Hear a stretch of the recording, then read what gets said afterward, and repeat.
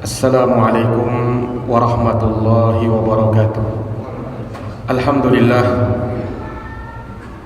Alhamdulillahi rabbil alamin. Wa bihi nasta'inu ala umuri dunya waddin. Asyhadu an la ilaha illallah wahdahu la syarika lah. Ilahul awwalin wal akhirin. Wa asyhadu anna Muhammadan abduhu wa rasuluhu shadiqul amin. Sallallahu alaihi wa ala alihi wa sahbihi wa man tabi'ahum bi ihsanin ila yaumiddin wa sallama tasliman katsira. Subhanaka la ilma lana illa ma 'allamtana innaka antal alimul hakim. Allahumma 'allimna ma yanfa'una wanfa'na bima 'allamtana wa zidna ilman ya karim. Rabbi shrah li sadri wa yassir li amri wahlul 'uqdatan min lisani yafqahu qawli. Amma ba'd. Ma'asyaral muslimin wal muslimat, hadirin wal hadirat, bapak dan ibu sekalian, jamaah salat maghrib yang dirahmati oleh Allah. Alhamdulillah, alhamdulillahi bi ni'matihi tatimmus shalihat. Segala puji hanya bagi Allah yang dengan nikmat-nikmatnya tertunai segala amal-amal kebajikan. Salawat dan salam semoga tercurahkan selalu kepada junjungan kita Nabi Agung, Nabi besar Muhammad sallallahu alaihi wasallam, kepada keluarga, para sahabat, dan orang-orang yang senantiasa meniti jalannya sampai hari kiamat. Bapak, ibu, dan saudara-saudari yang berbahagia, melanjutkan pembahasan kita di pertemuan yang lalu terkait dengan bulan Sya'ban, di mana kita tengah berada di bulan mulia, bulan Sya'ban. Telah kita sebutkan bahwasanya bulan Sya'ban itu bulan kejepit yang terletak di antara dua bulan yang mulia, yaitu bulan Rajab dan bulan Ramadan. Di tengah-tengahnya ada bulan Sya'ban. Rasulullah sallallahu alaihi wasallam memperbanyak puasa di bulan Sya'ban. Kenapa? Nabi sebutkan dua alasannya.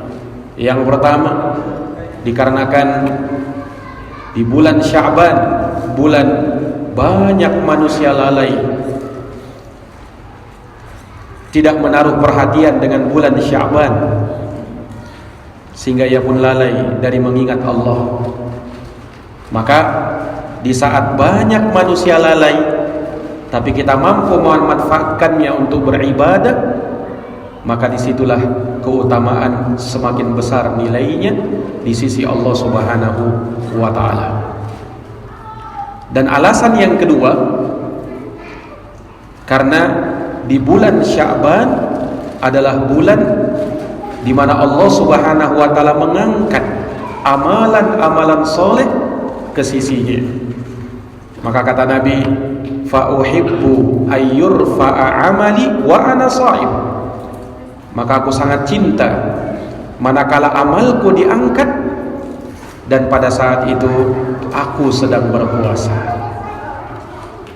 Dari sana kita bisa tahu bahwa bulan Sya'ban adalah bulan diangkatnya amal-amal soleh. Jadi pada putaran setahun, amal soleh diangkat oleh Allah di bulan Sya'ban. Ya, sebenarnya amal soleh itu diangkat oleh Allah Subhanahu wa ta'ala.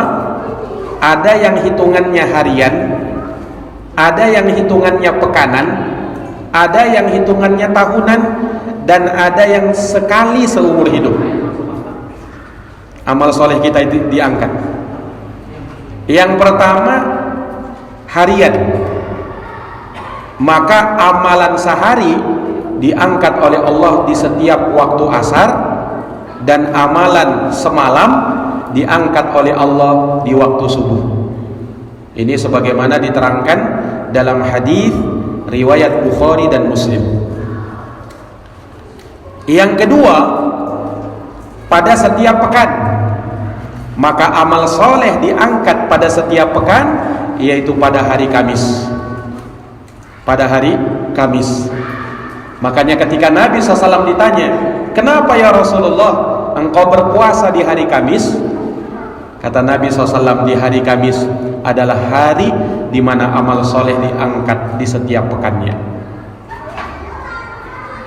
Itu pada setiap pekan.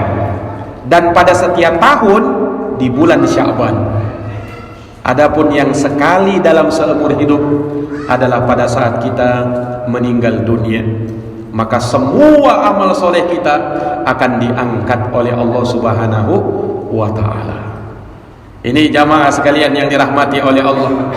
Maka daripada itu, sebagian ulama membahasakan bulan Sya'ban adalah muqaddimahnya Ramadan. Dia adalah qobliyahnya Ramadan. Sehingga Nabi SAW membiasakan diri untuk berpuasa di bulan Sya'ban sebagai latihan bagi beliau, latihan bagi kita untuk nanti menghadapi bulan Ramadan yang merupakan syahrus siyam, bulan untuk berpuasa. Jamaah yang dirahmati oleh Allah, telah kita sebutkan pula Sya'ban itu adalah bulannya para pembaca Al-Quran. Ini orang-orang yang membaca Quran, dia sudah mulai di bulan Sya'ban. Disebutkan dalam hadis Anas bin Malik radhiyallahu taala anhu. Anas bin Malik berkata, "Kanal muslimuna idza dakhala Sya'ban inkabbu ala masahifihim." Kata sahabat Anas bin Malik bahwa dahulu kaum muslimin apabila masuk bulan Sya'ban, maka mereka menghadapkan wajah-wajah mereka ke mushaf-mushaf Al-Quran. Jadi yang dipandangi bukan HP lagi, tapi mushaf Al-Quran. Faqara'uha, mereka pun membacanya. Wa akhraju zakata amwalihim, mereka pun mengeluarkan zakat harta-harta mereka. Taqwiyatan 'alal fuqara wa du'afa ala siyami Ramadan, sebagai bentuk untuk menguatkan orang-orang fakir dan orang-orang lemah nanti pada saat berpuasa di bulan Ramadan. Ini jamaah yang dirahmati dan dimuliakan oleh Allah Subhanahu wa ta'ala. Maka bulan Sya'ban adalah bulan yang utama. Dikarenakan Sya'ban ini dekat dengan Ramadan, bulan mulia. Karena dia dekat, maka dia punya keistimewaan sendiri karena kedekatannya dengan bulan istimewa. Makanya kan Nabi SAW sering mengaitkan Ramadan dengan Sya'ban. Bahkan ketika menentukan bulan Ramadan dengan cara melihat hilal, ketika hilal itu tak terlihat, maka kata Nabi apa? Fa'akmilu iddata Sya'bana 30. Sempurnakanlah bulan Sya'ban menjadi 30 hari. Maka esok harinya otomatis sudah masuk bulan Ramadan. Ini jamaah yang dirahmati dan dimuliakan oleh Allah Subhanahu wa ta'ala. Dan salah satu yang dibicarakan dan disebutkan oleh para ulama terkait dengan bulan Sya'ban adalah malam nisfu Sya'ban.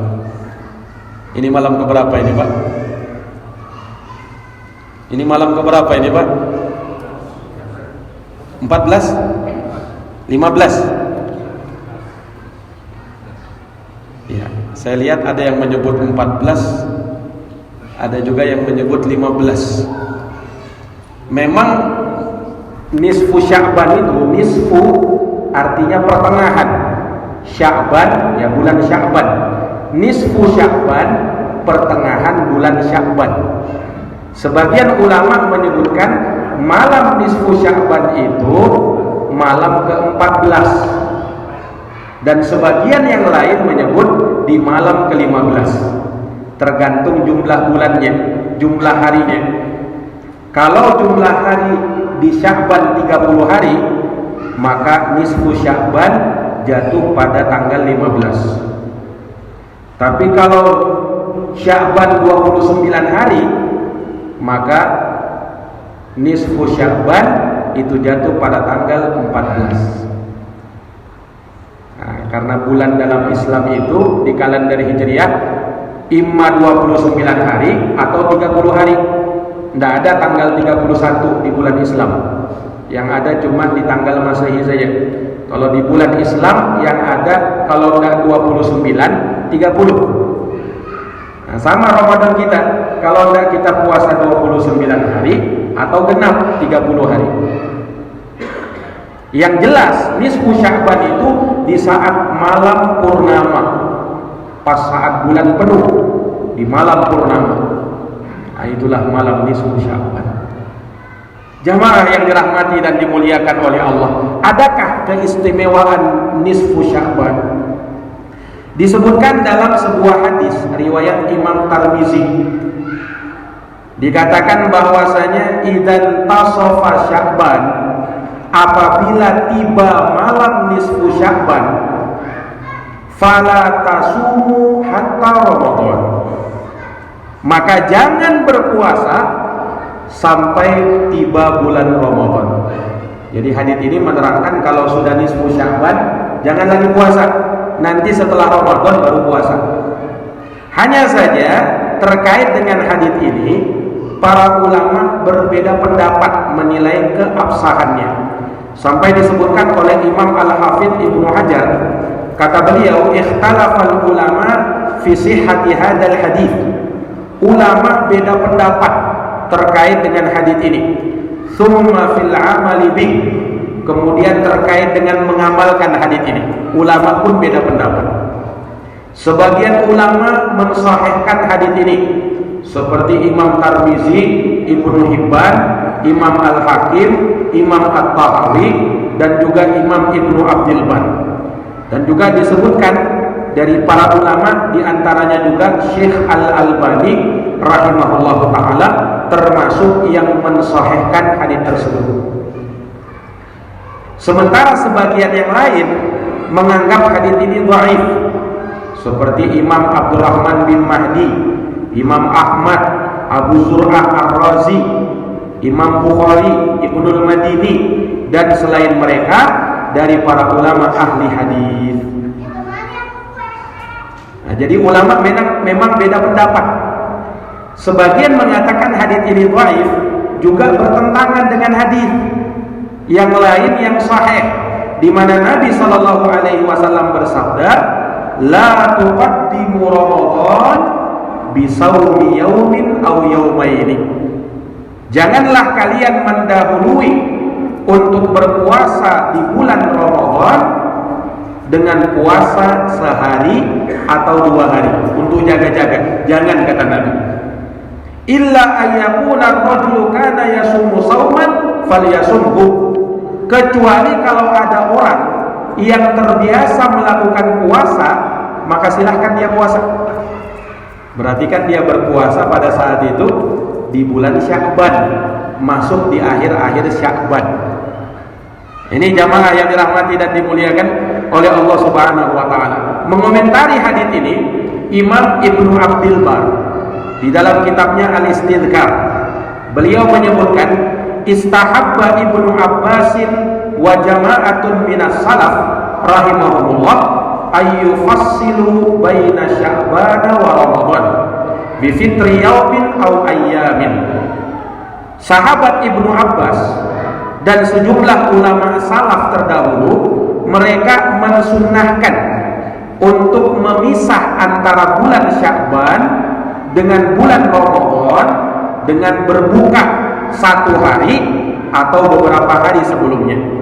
Kama kanu yastahibbuna ayyufassilu baina salatil fariidhah wan nafilah bi kalamin aw qiyamin aw masyin aw taqaddumin aw ta'akhurin minal makan. Sebagaimana ulama mensunnahkan untuk memisahkan antara sholat fardu dengan sholat sunnah dengan berbicara, berzikir misalnya, atau dengan berdiri, atau dengan berjalan, atau dengan maju sedikit atau mundur sedikit. Maksudnya begini, jangan sampai kau sholat, Assalamualaikum warahmatullah, Assalamualaikum warahmatullah, langsung kau sholat sunnah setelah itu, tanpa ada pembicaraan sebelumnya, tanpa ada gerakan-gerakan maju atau mundur sebelumnya. Nah, mereka mensunnahkan supaya terjadi pemisah antara sholat fardu dengan sholat ba'diyah, dengan sholat sunnah setelahnya ada yang terpisah, jangan kelihatan tersambung. Nah, ini jamaah sekalian yang dirahmati oleh Allah, sama antara bulan Sya'ban dengan bulan Ramadan. Nah, kecuali kalau memang orang itu terbiasa melakukan ibadah sunnah, misalnya dia terbiasa melakukan puasa Senin Kamis, kebetulan akhir Sya'ban itu pas bertepatan hari Kamis misalnya, maka boleh bagi dia untuk puasa Kamis. Nah, ini jamaah yang dirahmati dan dimuliakan oleh Allah. Nah, ulama yang mensahihkan hadis tadi, yakni janganlah kalian puasa pada saat pertengahan Sya'ban sampai nanti Ramadan. Mereka yang mensahihkannya di antaranya Syekh Al-Albani rahimahullahu taala, mereka mengatakan bahwasanya hadis ini tidaklah berisi larangan secara mutlak. Karena yang dimaksud dengan hadis ini, kata mereka, larangan tersebut bagi orang yang lemah, yang dikhawatirkan nanti sakit.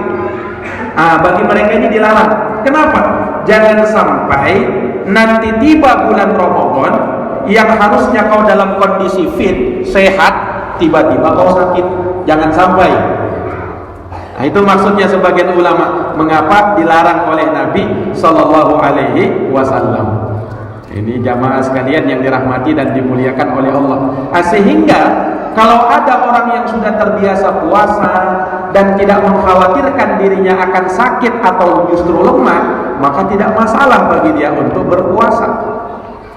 Ini para jamaah yang dirahmati dan dimuliakan oleh Allah Subhanahu wa taala. Nah, ini terkait hadis tentang malam nisfu Sya'ban. Kemudian ada lagi hadis yang disebutkan oleh para ulama, yang mana hadis ini disahihkan oleh banyak para ulama. Diriwayatkan oleh Imam Ibnu Majah dari sahabat Abu Musa Al-Asy'ari radhiyallahu taala anhu, bahwa Nabi sallallahu alaihi wasallam bersabda menjelaskan keutamaan malam nisfu Sya'ban. Hadisnya sahih. Kata Nabi sallallahu alaihi wasallam, "Innallaha la yaqtali'u lailatan nisfi min Sya'ban fayaghfiru li jami'il khalqi illa li musyrikin aw musyahid." Kata Nabi, sesungguhnya Allah Ta'ala melihat hamba-hambanya, seluruh makhluknya. Kapan? Di malam nisfu Sya'ban, di malam pertengahan bulan Sya'ban. Kemudian apa?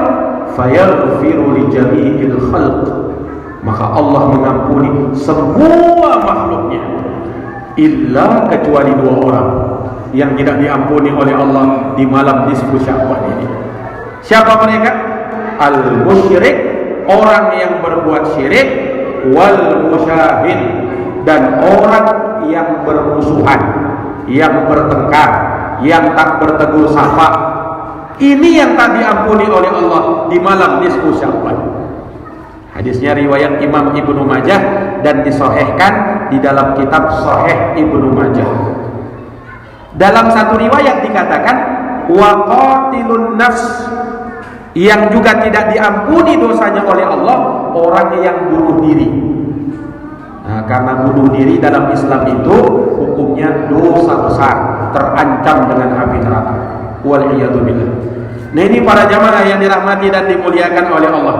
Di dalam hadis yang lain mirip dengan itu pula, dan hadisnya disahihkan di dalam kitab As-Silsilatus Shahihah, disebutkan yanzilu rabbuna tabaraka wa ta'ala ila sama'id dunya.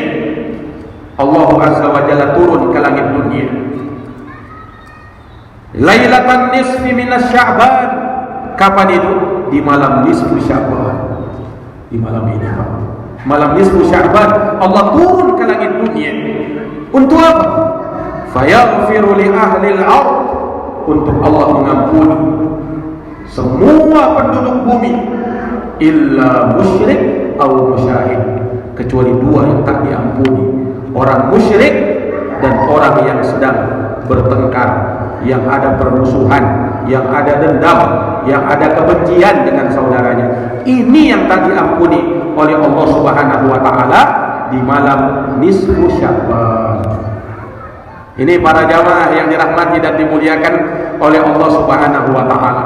Nah, dikarenakan malam nisfu Sya'ban itu adalah malam yang istimewa, yang diantara keistimewaannya dia adalah malam pengampunan. Allah mengampuni hamba-hambanya di malam itu, maka sebagian ulama mensunnahkan di malam nisfu Sya'ban untuk kita memperbanyak ketaatan secara umum dan juga memperbanyak istighfar secara umum. Memang tidak disebutkan di dalam hadis tentang keutamaan amalan secara khusus. Yang ada keutamaan amalan secara umum, entah sholatnya, entah puasanya, entah zikirnya, entah baca Qur'annya, entah sodakohnya, dan semua amalan utama. Dan diharapkan dengan amalan tersebut Allah Subhanahu wa taala akan mengampuni dosa-dosa kita. Ini jamaah yang dirahmati dan dimuliakan oleh Allah Subhanahu wa taala. Ampunan Allah ini dari hal yang diharapkan oleh setiap kita, setiap hamba. Sebab apa jamaah sekalian? Tidak ada satupun dari kita yang bisa menjamin diri kita suci dari yang namanya dosa. Semua kita bersalah, semua kita pasti pernah berbuat dosa. Kullu bani Adam khata, kata Nabi. Semua anak cucu Adam pasti punya salah, pasti punya dosa. Bahkan disebutkan dalam hadits qudsi, Allah berfirman, "Innakum tukhti'una bil-laili wan-nahar." Sesungguhnya kalian bersalah, kalian itu berdosa siang dan malam. Kadang kalian berdosa, kalian tak sadar. Kadang kalian sadar, kadang kalian sengaja, kadang kalian tak sengaja. Kadang kalian memahami itu dosa, kadang kalian tak paham itu dosa. Yang jelas manusia adalah tempatnya salah dan dosa. Seringkali kita itu lupa, makanya dinamakan manusia. Manusia itu berasal dari kata man nasiya. Dalam bahasa Arab, man nasiya artinya orang yang lupa. Jadi manusia itu bahasa Arab, Pak. Man nasiya artinya orang yang lupa. Nah, memang sesuai dengan kita. Kita itu orangnya sering pelupa. Seringkali diingatkan, besok lagi lupa. Seringkali mau obat, besok lalai lagi. Itulah manusia. Makanya hendaknya setiap harinya, setiap saatnya kita memohon ampun kepada Allah Subhanahu wa taala. Ingat, memohon ampun sama Allah itu bukan menunggu kita berbuat dosa dulu. Kalau tidak berbuat dosa kita tidak minta ampun sama Allah, tidak. Yang namanya minta ampun sama Allah Subhanahu wa taala setiap saat. Entah kau merasa berbuat dosa atau kau tak merasa berbuat dosa. Kenapa? Kita ini jangankan habis berbuat dosa, habis beramal saja kita disuruh istighfar.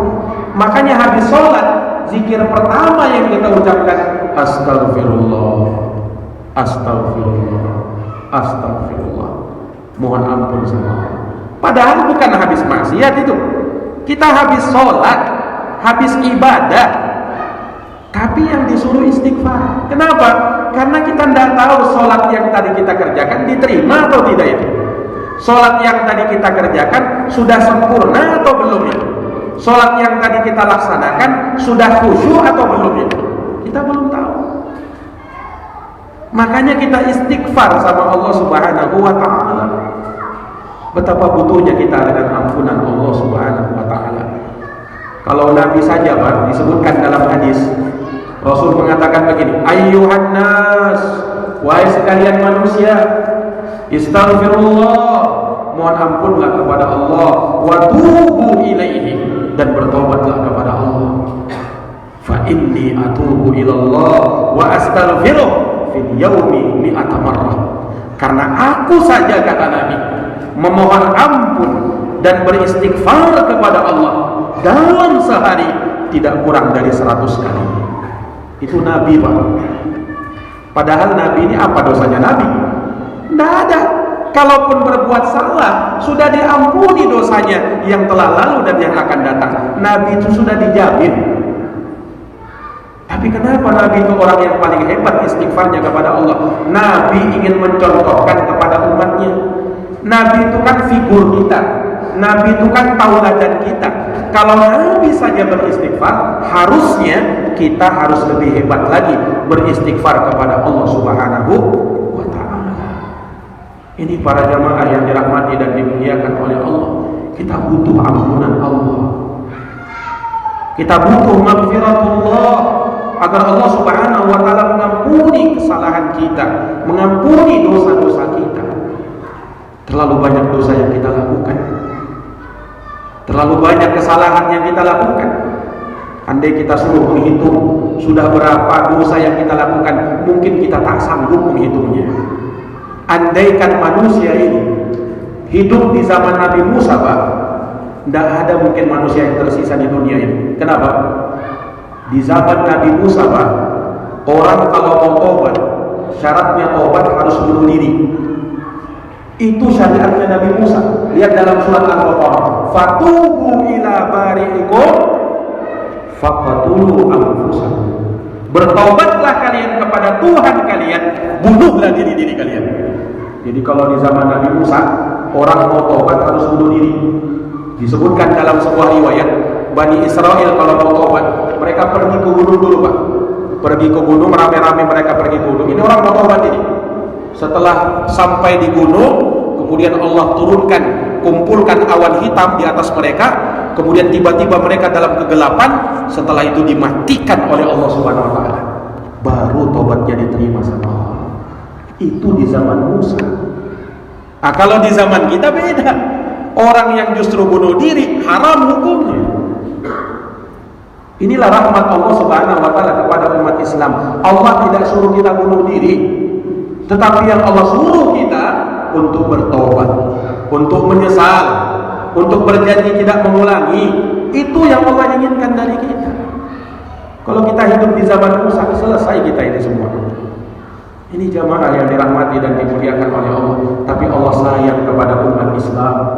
Allah masih berikan tangguh, Allah masih berikan kesempatan, Allah masih berikan waktu kepada kita untuk bertobat, untuk memperbaiki diri. Maka pergunakan waktu yang Allah berikan sama kita untuk banyak-banyak minta ampun sama Allah Subhanahu wa ta'ala. Ini jamaah yang dirahmati dan dimuliakan oleh Allah Subhanahu wa ta'ala.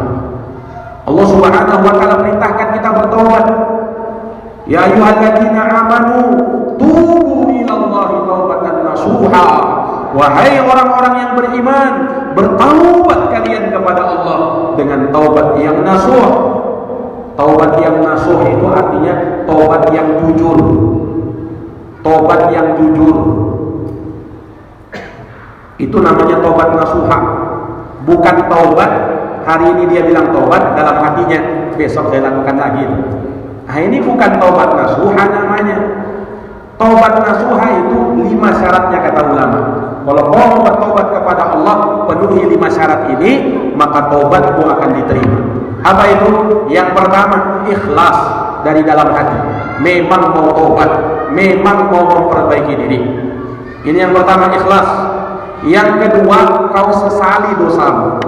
Harus ada penyesalan. An-nadam. An-nadam itu menyesal. Yang ketiga, kau tinggalkan itu dosa. Jangan sampai kau bilang tobat tapi kau tinggalkan itu dosa. Ini dusta dalam bertobat. Yang keempat, kau bertekad kuat di dalam hati untuk tidak mau mengulangi dosa yang sama. Dan yang kelima, kau bertobat selama masih ada waktu. Kau bertobat selama masih ada waktu.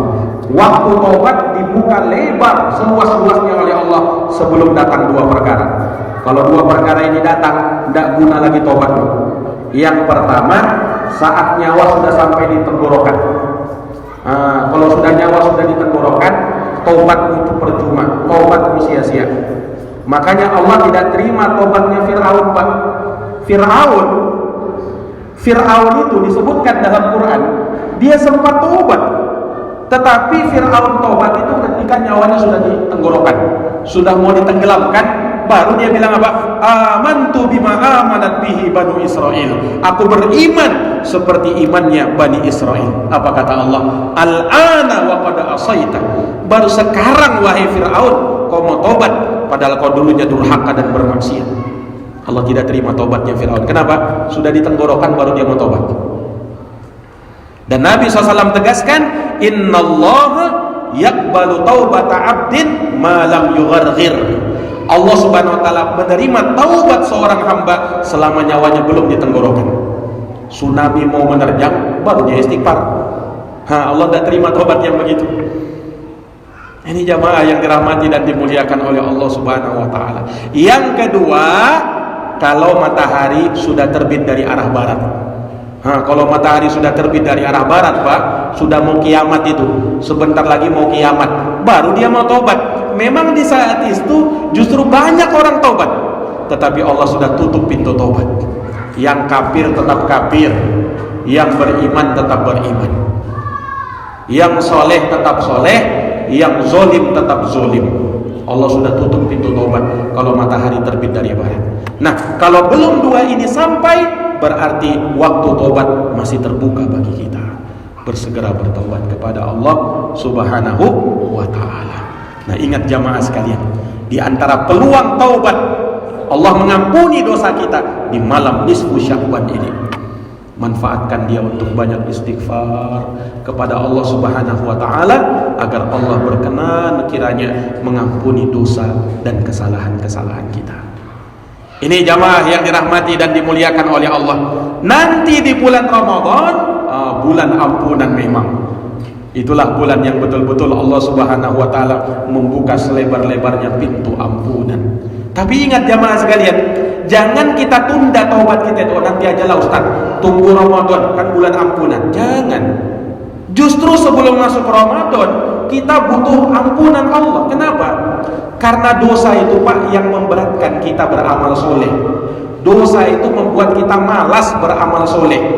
Kalau kita masuk Ramadan sementara kita masih penuh dengan dosa, kita pun malas-malasan beramal soleh. Sehingga yang kita mampu nanti puasa Ramadan cuma puasa saja, yang lainnya sudah tidak mampu lagi kita. Kenapa? Habis-habisan dengan puasa itu. Lelah, capek, kelaparan, kehausan, betul-betul kayak sekarat dia pada saat puasa. Jamaah yang dirahmati dan dimuliakan oleh Allah. Tapi kalau kita masuk bulan Ramadan dalam keadaan dosa kita terampuni, bersih jiwa kita, bersih hati kita, maka di saat itu kita siap melakukan amaliyah Ramadan. Kita bersemangat untuk melakukan qiyamul lail, sholat tarawih, tilawatul Quran, sedekah, dan amal-amal yang lainnya. Makanya kita butuh ampunan Allah sebelum masuk Ramadan. Ini jamaah yang dirahmati dan dimuliakan oleh Allah. Baik. Kemudian para jamaah sekalian yang dirahmati oleh Allah, dan ternyata di malam nisfu Sya'ban yang merupakan malam pengampunan ini, ada dua orang yang paling merugi, yang tak diampuni oleh Allah dosa-dosanya. Siapa mereka? Yang pertama kata Nabi, musyrik, orang yang berbuat syirik. Nah, ini menunjukkan kepada kita betapa agungnya nilai tauhid ini. Tauhid lawannya syirik. Tauhid artinya mengesahkan Allah dalam ibadah. Kalau syirik kebalikannya, menduakan Allah, menserikatkan Allah dalam ibadah. Dan Allah tidak ridho kita berbuat syirik. Syirik dosa yang paling besar. Kalau dosa-dosa yang lain, Pak, itu dosanya di bawah syirik. Dosa yang paling besar, yang teramat besar, tidak ada bandingannya adalah syirik.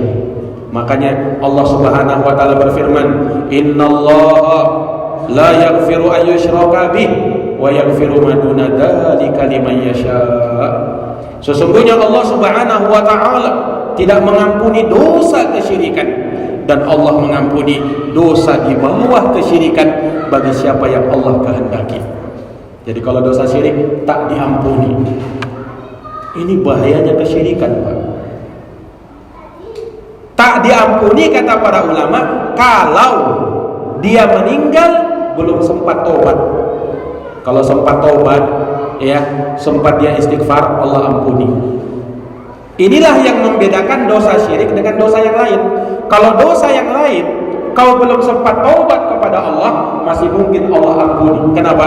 Allah itu maha luas ampunannya. Allah itu maha luas maghfirahnya. Kalau selain syirik, tapi kalau syirik, la yaghfiru ayyushraka bih. Allah tidak mengampuni dosa syirik. Ini jamaah yang dirahmati oleh Allah. Dan kita tidak boleh merasa aman dari yang namanya syirik itu. Kenapa? Imamnya orang-orang yang bertauhid, Nabi Ibrahim, Pak, itu dikatakan imamul hunafa, imamnya orang-orang yang bertauhid. Nabi Ibrahim saja itu sampai berdoa kepada Allah. Allah abadikan doanya Nabi Ibrahim dalam Quran. Apa kata Nabi Ibrahim? Wajnubni wa baniya an na'budal asnam. Wahai Tuhanku, jauhkanlah aku dan keturunan-keturunan aku dari menyembah berhala. Rabbi innahunna adlalna katsiran minan nas. Wahai Tuhanku, sesungguhnya berhala-berhala itu telah banyak menyesatkan manusia. Nabi Ibrahim berdoa seperti itu. Maka tidak boleh merasa aman dari yang namanya kesyirikan. Terkadang seseorang jatuh dalam syirik dalam keadaan dia tidak tahu itu kesyirikan. Dan tidak sedikit di tengah masyarakat kita yang masih mempercayai dukun, masih percaya dengan jimat-jimat, jimat penglaris, jimat supaya bisa kebal. Tidak sedikit dari kaum muslimin yang masih percaya dengan yang seperti itu. Padahal jelas-jelas Nabi bersabda tentang orang yang mendatangi dukun, tukang ramal, orang yang mengaku tahu di mana tempat-tempat barang hilang. Apa kata Nabi? Man ataka hinan aw arrafan fasa'alahu an syai'in lam tuqbal lahu salatun arba'ina yauman wa fi riwayatin arba'ina lailah. Siapa yang datang kepada dukun, tukang ramal, orang-orang yang mengaku tahu perkara gaib, dia bertanya kepada si dukun, solatnya tak diterima 40 hari 40 malam. Percuma solatmu kalau kau datangi dukun. Itu kalau bertanya.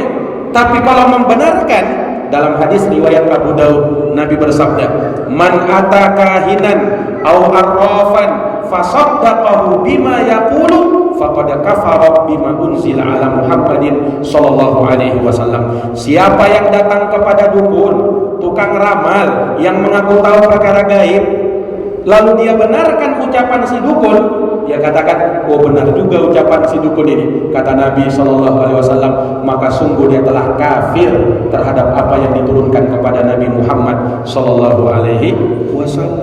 Jadi tidak main-main urusan datang sama dukun itu, musyrik orangnya. Na'udzubillahi min dzalik. Tidak sedikit kaum muslimin yang masih percaya juga dengan dukun-dukun itu. Ini. Kemudian percaya sama jimat. Rasulullah SAW pernah bersabda, man ta'allaqa tamimatan faqad asyrak. Siapa yang menggantungkan jimat-jimat, benda-benda yang dia anggap bisa mendatangkan manfaat atau menolak mudarat, maka sungguh dia telah berbuat syirik, kata Nabi. Nabi yang bilang, Pak. Di zaman Nabi pernah melihat ada sahabat, Pak, pakai gelang kuningan. Tapi bukan gelang kuningan biasa. Gelang kuningan ini dipakai untuk jimat. Dipakai untuk jimat. Nabi tanya, mahadi, ini apa ini yang kau pakai ini?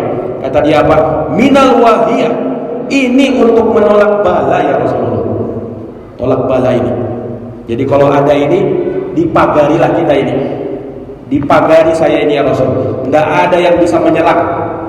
Sudah dipagari saya. Ada jimatku ini. Apa kata Nabi, Pak? Inzi'ah lepaskan gelang-gelang seperti itu. Fa innaka la taziduka illa wahna. Karena gelang yang seperti itu tidak akan menambah pada dirimu kecuali semakin kau lemah. Wa in mutta wa hiya 'alaika ma aflahta abada. Kalau kau meninggal dan gelang jimat itu masih ada di tanganmu, kau tidak akan beruntung selama-lamanya, kata Nabi sallallahu alaihi wasallam. Kenapa, Pak? Karena dengan kita menggantungkan jimat, berarti tawakalnya kita sudah terbagi dua. Kan kita itu tawakal kita hanya kepada Allah, bergantung kita hanya kepada Allah. Tapi kalau sudah pakai jimat, bergantungnya sama jimat. Nah, ini jamaah yang dirahmati oleh Allah. Inilah musyrik, inilah menduakan Allah, inilah menyekutukan Allah. Harusnya bergantung hanya kepada Allah, bergantung juga dia sama jimat. Walaupun dia hanya mempercayai jimat ini cuma sebab, sama saja. Nah, karena Allah Subhanahu wa ta'ala menjadikan sebab-sebab yang syar'i bukan pada ada jimat, bukan pada jimat. Ini jamaah yang dirahmati dan dimuliakan oleh Allah Subhanahu wa ta'ala. Maka jangan sampai kita melakukan perbuatan-perbuatan kesyirikan kepada Allah Subhanahu wa ta'ala. Nah, demikian pula mempercayai perkara-perkara yang bersifat khurafat, hal-hal yang diyakini bisa membawa keberuntungan, membawa kemanfaatan, termasuk dengan ramalan-ramalan garis tangan. Ini diramalkan kamu ini hidupmu susah ini. Kenapa? Garis tanganmu itu dia bilang. Garis tanganmu itu aneh-aneh kau lihat. Kau akan melarat hidupmu nanti ini. Ramalan ini. Ini jangan dipercaya yang seperti ini nih. Nah, jamaah yang dirahmati dan dimuliakan oleh Allah Subhanahu wa ta'ala. Karena apa? Yang bisa mendatangkan kebaikan, kemaslahatan untuk kita hanya Allah Subhanahu wa ta'ala. Jangan percaya dengan yang namanya tatayur. Itu pun syirik kepada Allah. Kata Nabi apa? At-tatayyuratu syirkun, inna tiyarata syirkun, inna tiyarata syirkun. Sesungguhnya tatayur itu syirik. Tatayur itu beranggapan sial terhadap sesuatu yang didengar, yang diyakini atau dilihat. Dulu orang Arab, Pak, kalau mereka mau pergi, ini orang Arab jahiliyah dulu, kalau mereka mau pergi safar, mereka itu terbangkan burung dulu, diterbangkan burung. Kalau burungnya terbang ke arah kanan, oh itu pertanda baik. Kalau terbangnya ke arah kiri, pertanda buruk, mereka tidak berani safar. Kalau burungnya terbang garis lurus, datar, perlu diulang lagi, terbangkan lagi burung. Makanya namanya tatayur. Tatayur itu dari kata toirun. Toirun artinya burung. Mereka beranggapan sial dengan burung-burung. Nah, ini jamaah yang dirahmati oleh Allah. Kalau orang jahiliyah dulu pakai burung mereka. Nah, di zaman sekarang orang beranggapan sial bukan hanya pada burung, Pak, pada tokek. Suara tokek juga dianggap sial juga. Nah, ini jamaah yang dirahmati dan dimuliakan oleh Allah Subhanahu wa ta'ala. Ingat, ketika kita berbuat kemusyrikan kepada Allah Subhanahu wa ta'ala, ini yang menjadi penghalang kita tidak diampuni oleh Allah Subhanahu wa ta'ala di malam nisfu Sya'ban. Dan yang kedua, au musyahid, kata Nabi, orang yang tidak diampuni di malam nisfu Sya'ban adalah musyahid. Musyahid itu orang yang ada antara dia dengan saudaranya pertengkaran, permusuhan, dendam, kebencian. Nah, ini namanya musyahid ini. Setan, Pak, akan berusaha menyesatkan manusia dengan berbagai macam cara. Dia akan jatuhkan kita ke dalam kemusyrikan. Tapi kalau dia tak berhasil, setan cari cara lain. Bagaimana caranya? Dibuat kita bertengkar. Inilah usaha setan. Disebutkan di dalam hadis, inna syaitana qad ayisa ayya'budahul musalluna fi jaziratil Arab walakin fit tahrish bainahum. Sesungguhnya setan sudah putus asa dari membuat orang-orang itu berbuat musyrik di tanah Arab. Tidak bisa sudah. Mereka itu kuat akidahnya, kuat tauhidnya. Tapi apa yang dilakukan oleh setan? Setan membuat kalian bertengkar. Setan membuat kalian bermusuhan. Setan membuat kalian saling dendam. Setan membuat kalian tidak bertegur sapa lagi. Itulah ulahnya setan. Musyahid. Kenapa? Kalau kita sudah melakukan itu, setan pun sudah bahagia. Setan pun sudah senang. Kenapa? Dosamu tak diampuni. Nah, ini jamaah yang dirahmati dan dimuliakan oleh Allah Subhanahu wa taala. Ya, makanya orang-orang yang belum berdamai, dia belum berdamai sama tetangganya, belum berdamai sama kerabatnya, belum berdamai dengan sahabatnya.